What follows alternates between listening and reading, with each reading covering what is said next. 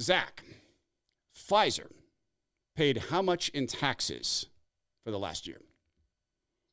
That'd be it's zero. Zero. Okay. Pause. And I don't want you to give the number away. I know this check I have to stroke when I get home. We're filing an extension, but I get to make a down payment on my taxes, and it ain't zero. And I'm going to guess something tells me yours ain't zero. It's far from zero. Okay. Yeah. The stink of this. This should be the number one story in healthcare and finance. This should be the stink of all time because they succeeded in the greatest human rights crime in history in pushing these injections on people that are continuing to kill people. And they got to pretend that it was all charitable. Zero. Hold on a second. Right. I haven't read the details. I've just seen the headlines. Okay. You're telling me that they are being allowed, that can't be true. They're being allowed to write off a lot of the costs of this as charitable. That's what they said at the very beginning. They said that they aren't going to take a fee at the very beginning. At the very beginning, they're going to give this away to free for the American people, that people above profits. So there's a whole series of ways they've gamed the system. Well, research and development, Zach, that's very, very expensive, particularly if you're fighting a pandemic, particularly if you're jumping in at the request of the government. There's a whole series of ways they've gamed this. The research and development on those vaccines, especially as it led to the speeding up and getting them out, you had to have lower R&D costs on that than any other medicine they've put out in the last 20 years. So, yes. Zach, I mean, Pfizer gets to write off whatever they want, effectively, right? And this R&D, well, that was for charity because they said, oh, well, people above profits, this is a dread disease. But the thing is about their R&D, they'd already had the design for this approach for about 2 years prior. They'd already been trading the patents on who was going to get to do it this way. They'd already had the modified RNA platform, $0 in taxes on billions and billions of dollars of income. The CEO of Pfizer is the world's best paid CEO in pharma, set a record for this. And you and I are stroking checks for taxes.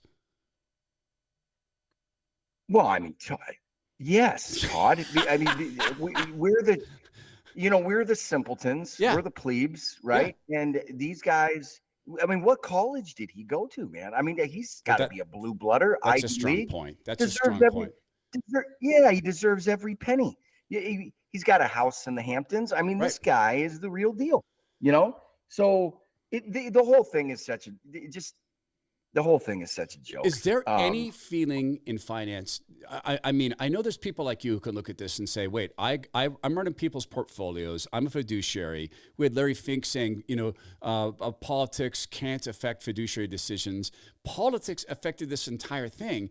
But is there any institutional conscience? I mean this sincerely, that people could look at this and go, it is not fair that we get to use this series of lobbyists to pay zero taxes when the whole system is rigged in such a way where, like, I can't even, I have the government coming to me going, hey, your daughter went to an art school outside the country. Sorry, you can't use that as an educational expense. Oh, really? It's a 100-year-old art school, one of the most respected in the world, but you didn't bless it?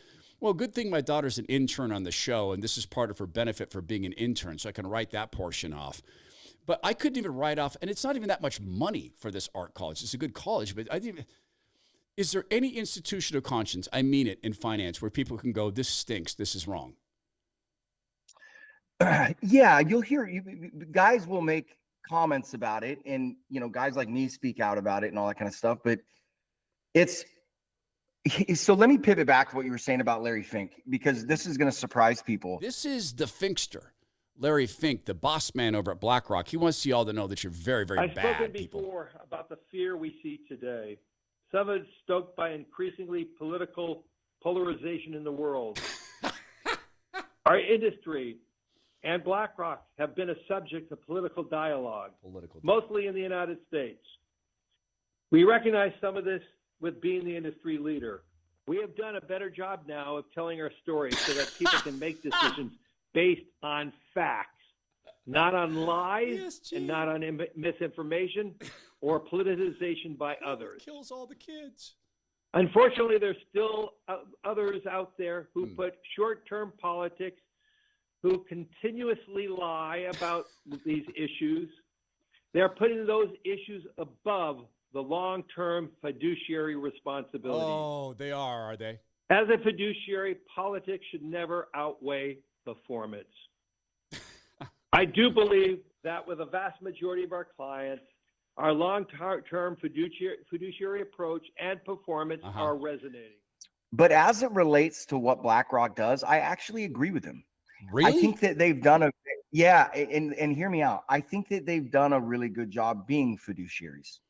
And the reason I say that is because Larry Fink is not wrong in ascertaining that the safest and best risk reward scenario for BlackRock clients is to be all mobbed up and buddied up as tight as they possibly can be. That's not exactly how he said it. No, because he was saying they're not political, but we are. He didn't exactly say, you better believe we're mobbed up and everybody's in everybody's pants. He didn't say that. No, but like, look at the deal they got with the Treasury. I know. Right? Like, I mean, like that is great. That, like, lobbying to get that business, he's being a great fiduciary because he's just getting risk-free returns. Right, for his but clients. he's putting people in hell. I'm sorry, when you are thieving money, that was the biggest financial theft in history. $720 billion injected in the economy.